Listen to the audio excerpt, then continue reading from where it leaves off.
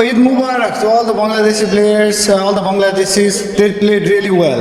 ঈদ মুবারক। এবারকার এই দ্বিতীয় দল হিসেবে সুপার এইটে কোয়ালিফাই করেছে বাংলাদেশ। সুপার এইটে বাংলাদেশের সবচেয়ে বড় প্রতিপক্ষ হলো অস্ট্রেলিয়া। সেই অস্ট্রেলিয়াকে হারাতে হলে বাংলাদেশের টপ অর্ডারকে রান করতে হবে। যেভাবে ম্যাচের পর ম্যাচ ডাক মারছে লিটন শান্তরা, তাতে করে দুশ্চিন্তার বাস বাংলাদেশ ক্রিকেট ম্যানেজমেন্টের কপালে।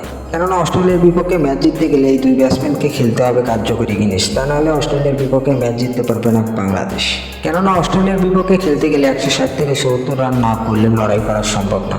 কেননা অস্ট্রেলিয়া এই মুহূর্তে যে ধরনের ক্রিকেট খেলছে তাতে নিঃসন্দেহে অনেকটা চাপে থাকবে বাংলাদেশ। অস্ট্রেলিয়ার বিপক্ষে ম্যাচটি হারলে সুপার এইটে যাওয়ার আশা ছেড়ে দিতে হবে বাংলাদেশকে। তাই অস্ট্রেলিয়ার বিপক্ষে ম্যাচের আগে কঠোর অনুসরণ করছেন নাজমুল শান্ত ও লিটন দাসরা।